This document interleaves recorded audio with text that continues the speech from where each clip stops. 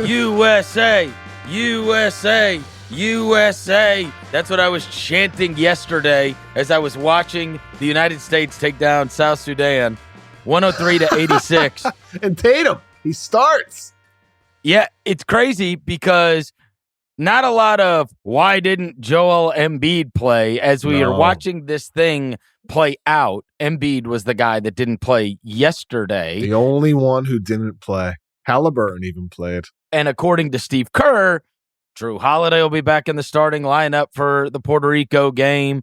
Joel Embiid will be back in the starting lineup for the Puerto Rico game. So this is just going to be mixed and matched. The bench unit for this Team USA was absolutely unbelievable. They had, and look, say whatever you want about Steve Kerr. He's certainly done right in terms of finding great combinations, and man, did he find one yesterday for the Sudan game. Drew Holiday and Derek White, along with Anthony Edwards, Kevin Durant, and Bam Adebayo, and they were defensively devastating, which of course led to their offense. Their bench outscored South Sudan 66-14 yesterday. That's crazy. I mean, that unit, like, you literally could not score on them.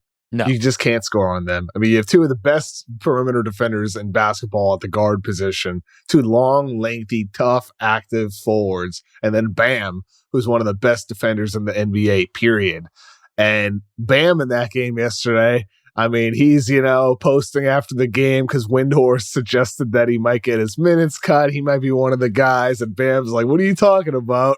And after he has that amazing game, Bam is it's cool how Team USA, we're talking about Embiid, he gets the DNP in that game, and you have, like, people are wondering, should he even be on the team? And rightfully so, with questions like that when he's able to choose between France and USA. But you have Embiid, you have Anthony Davis, you have Bam Adebayo.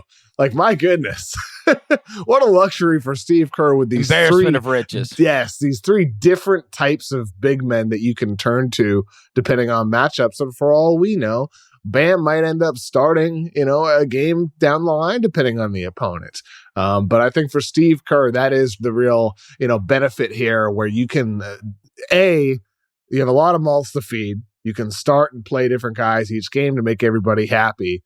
But B, you also are in a position where you can change your rotations and your lineups and play however you feel like you need to play, depending on the opponent. And against Sudan, it wasn't about having an imposing big man who scores down low like Embiid. It was the versatility of an AD, of a Bam Adebayo. And boy, it sure helps that not only on defense is Bam Adebayo versatile, but on offense, he hit 2 threes.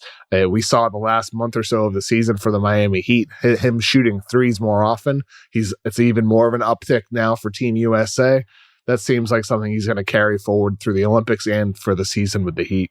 And you also wonder if he's one of those guys that does actually take a big leap, with even a bigger role. That's kind of been Jimmy Butler's team. We know it is Butler's team, and they've got Butler and they've got Hero and they've got others. Obviously, they added Terry Rozier last year, another guy that gets shots. But you wonder if his role, shot attempts, focal point becomes even greater going forward, that starts to become, he is treated as the guy, because there's going to be a transition with the Miami Heat going forward, and kind of where does Adebayo fit in that? And this is certainly going to pay great dividends, just him being around all of these great players. And sometimes it is even a little bit later in their careers, and when we have gotten used to guys, that they actually become the fully formed player that they were going to be. I mean, he has always been, you talk to other players and they think he is so talented. They think he is so great.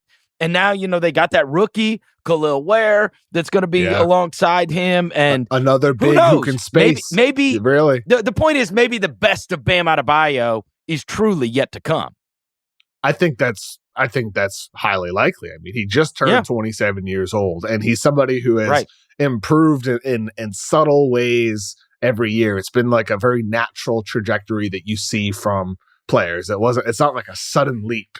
He's gotten better every year, step by step. And I think this is the past year where he actually finally started shooting threes. It's something that Heat fans have wanted a long time. First, they wanted him to become more aggressive. He became more aggressive on a more consistent basis. Then they wanted him to start shooting more threes. Well, last year, he finished the year shooting really strong. It didn't carry over into the playoffs, but small sample, who cares? And now it's working for Team USA. I think for the Heat, very clearly, what they're trying to do with Kel'el Ware at that draft pick in the first round and with Bam Adebayo developing threes is the Heat want to be a team that can have two bigs on the floor, but have 5 shooters out there. Because with Bam Adebayo and Kel'el Ware, if those two guys are successful in being effective 3-point shooters, you can have 2 bigs that can play inside, can play outside. And I think right now, anybody watching Team USA seeing Bam shoot threes, this is something that happened to end the season.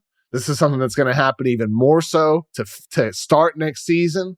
And so when you talk about the Miami Heat with what they can be, I think Team USA is a little glimpse into, hey, maybe this team actually isn't done yet. Maybe this team is actually ready to be something different. Maybe Jimmy Butler takes the regular season seriously.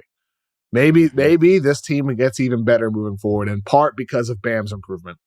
Yeah, and it's fascinating because one of the things that we have talked about so many times, and it came to kind of the apex with the ages of Tatum and Brown and them finally winning a title, is we've talked about, for whatever reason, that 26, 27, 28 truly becoming guys' prime. But we, at that point, don't feel that way because in so many cases, we're seeing these guys come into the league when they're 18 and they're 19 years old. So we've already watched them for 8 or 9 years before they're actually hitting their prime and actually becoming the best version of themselves. It's like, oh, we know what that guy is. We've been watching him for 8 years. And when you say something like Bam Adebayo is 27 years old, I think most people are probably like, wait, what? I feel like I've been watching Bam Adebayo forever. We have. I know, but he's just now starting what is typically guys' prime years, which are like 27 to 31 is when you're really kind of, and some obviously greatly extend said prime, i.e. many of the players that are on that team. I think you look around and you go, geez Louise, it's going to be 8 years until Bam Adebayo is Kevin Durant's age and Steph Curry's age, and 13 years until he's going to be LeBron James' age. I mean, it is kind of wild to think about it through that prism. But those guys like Booker, like Bam, that kind of age bracket, you know, it's very, very possible the best versions of them are yet to come, though we have seen them on big stages. We've seen them in a lot of playoff games. We've seen both of those particular players in NBA Finals already in their careers.